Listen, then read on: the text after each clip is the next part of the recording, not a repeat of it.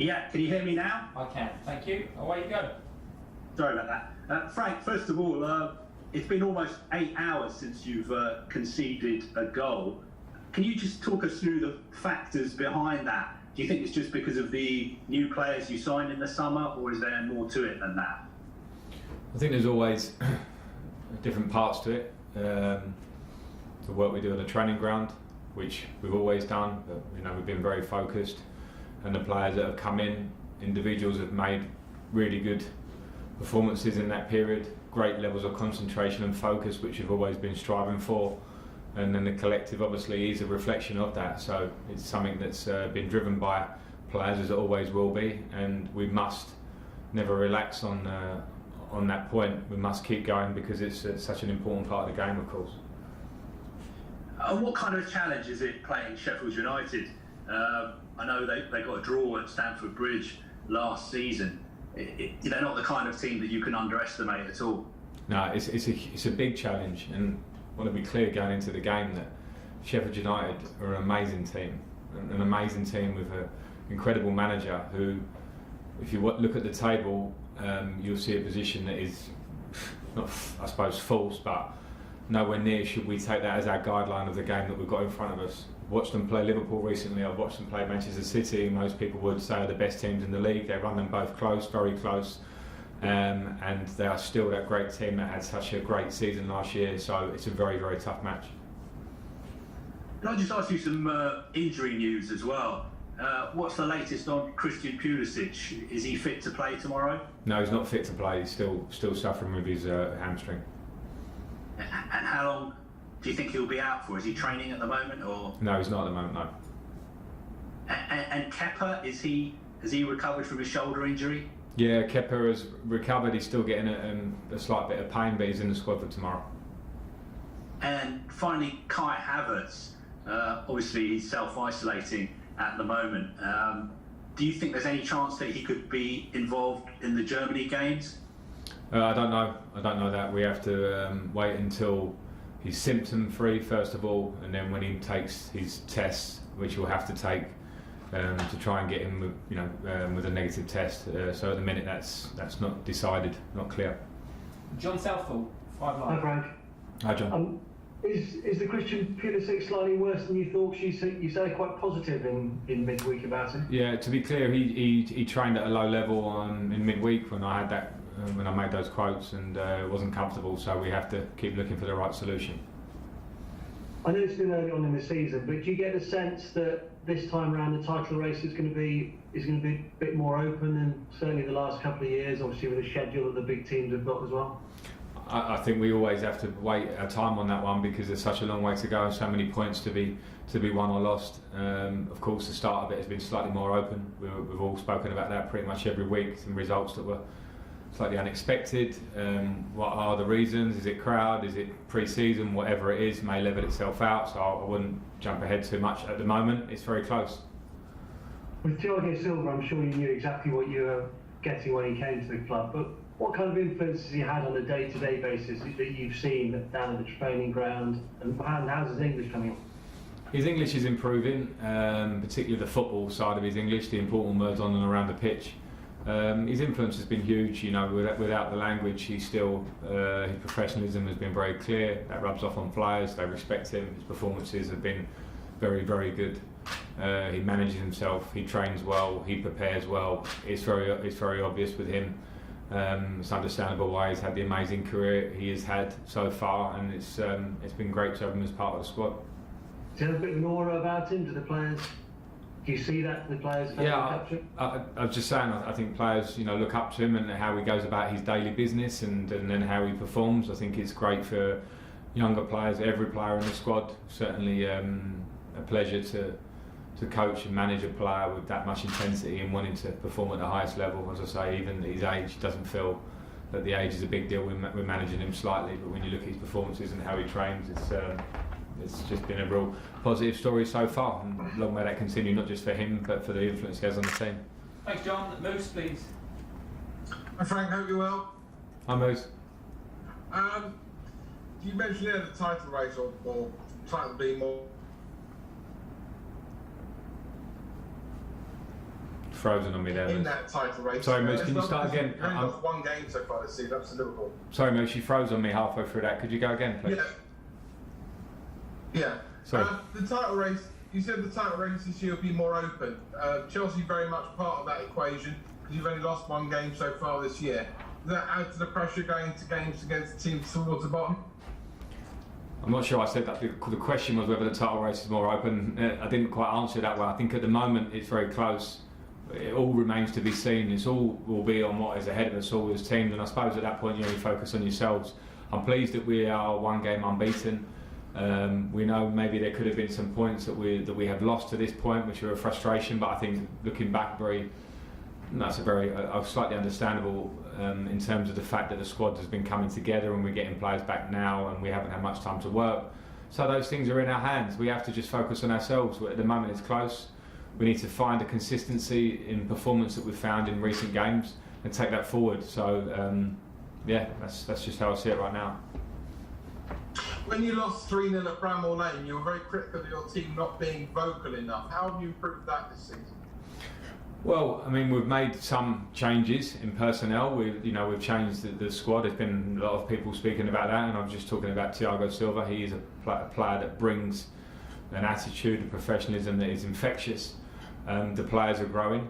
At times last year we were a pretty young team, and definitely one of the games that sticks out in my mind is Sheff United at Bramall Lane, where they beat us in every department, and that hardly happened last year. So we just have to improve it with the work that we do, with the way the squad grows. And that's a bit of a process and nice test tomorrow to see where we go. Thank you, Moose. Go on, Moose. Go on. Where you go? I was just going to say, last one from me. The international break coming up, people like Reece James, who can't play in 2 of the 3 England games, have been called up. It's difficult for you to talk too much about internationals going away, but how infuriating is it having this international period now whereby players who are tired of playing so many games twice a week are going to be playing maybe up to 3 internationals in some cases? Yeah, I don't find it infuriating. I mean, I'm proud that players get called up for their countries, and Reece James is a great example. Of just getting in there. I would never want to take that opportunity away from them. I think it's part of being a top player. With Reece, it's going to look after himself because he'll be involved in the first one and come back to us. And players are in need of probably a bit of rest when you think there are 3 games for some of them. And on that one, I just try and have an open conversation, relationship with the managers of the team, speak with the players as they go, and try and manage it as well as we can. Thank you, Olivia. Hi, Frank. Hi. Timo Werner's played a lot of football recently. He was on the bench against Burnley, had to play 90 minutes, and then played 90 minutes in the Champions League as well. Do you plan on giving him a rest against Sheffield United? I'm not going to give the team away, but I think it was clear that with the Burnley game I was planning on giving him a rest, and it was more because I had options and because of the journey to Russia and back, and Timo's played a lot of games, as you said. But at the minute there's always a balance in my job of players that are playing well and enjoying it and finding their way in the team and making relationships and feeling the league if they're new to the league. I think that's been a big deal for Timo as well, so I've been happy with that point. Of course, as we look forward, not talking about tomorrow necessarily, but as we look forward I will try to manage those minutes to keep him as fresh as I can, but at the minute he's going well, so we'll see. You played 4-3-3 recently and got quite a lot of success. Do you feel like you finally found a formation, perhaps a formation that suits maybe your best 11, and you found a nice balance in your team now? Well, in the last few games, yes. We played it a lot last year, but when we had the change of personnel in the summer and some of the players that came in, there was a versatility in the way they play. So I suppose things that we would normally work out in pre-season, we had to work out in real time. So we had a slight change in formation earlier with the 4-3-3 as well recently. I think it does give a good balance to our team. So there's a balance with the system always where you want to pick the right one, and then the players sometimes have to adjust for that as well. So you need intelligent players that want to take the information on board. We have that, so we just need to keep working on it and also be ready to be flexible if needs be at times. Last one, please, Olivia. Yeah, that's fine. And just finally, Olivier Giroud hasn't featured much this season. He comes across as the ultimate professional. What has his response been to that, considering how much of a run and a good run he had, especially last season, clinching sort of your top 4 spot? Yeah, he's given a typically great response, which is to train as well as possible, support the group. He's amazing around the group. That's just a fact with Ollie, and that's maybe not always a fact if people are out of the team, so that I can't speak highly enough of him on that side. It's a part of my job that I don't like with good players and top people that are great around the group don't always play, but I have those issues. Tammy Abraham at the start, for at least half of last season, was one of the top scorers in the Premier League. When Ollie came in, he performed very well in restart for us and was a huge factor in us getting into the top 4. So I had difficult questions to answer, or selections in teams. And then I do rely on great professionals, and Ollie's absolutely showing that. Nick Purell, yeah. Thank you. Hi Frank, thanks for your time as always. Hi Nick. You said on Wednesday, after the match, you wouldn't have been best pleased to be on the wrong end of the decision for the second penalty and the circumstances around that.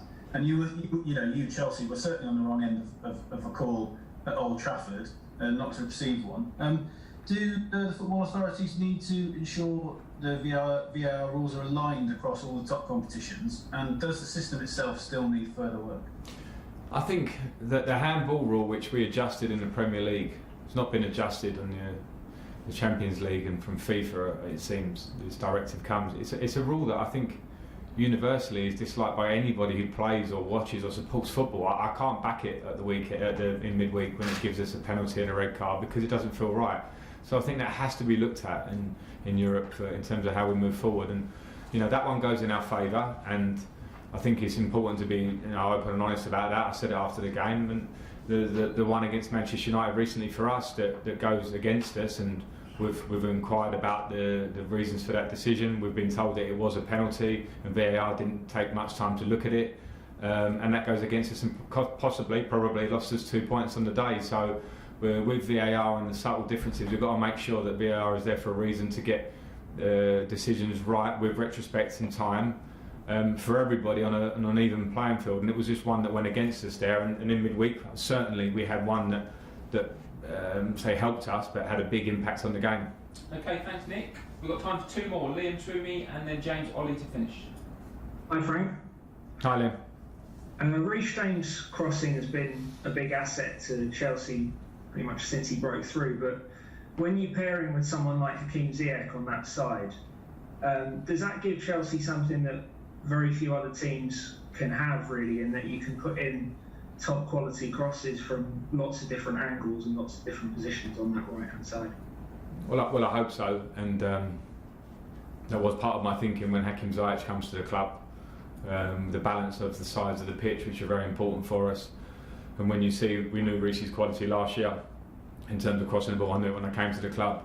And then when you think that you can have a winger in front of him that offers different angles and combinations on that side to put balls into the box, then I think it can be a big strength of ours. And when I say that, we mustn't forget that Aspie has been here for years, making big assists for the club at different times, from all sorts of crosses and different angles. So when we look at the sides of the pitch, it's something that we want to exploit. We can get better at it. I think at the moment we're getting some praise for the side of the pitch, but I think as we move forward we can get better at it in terms of our execution and finishing in the box as well.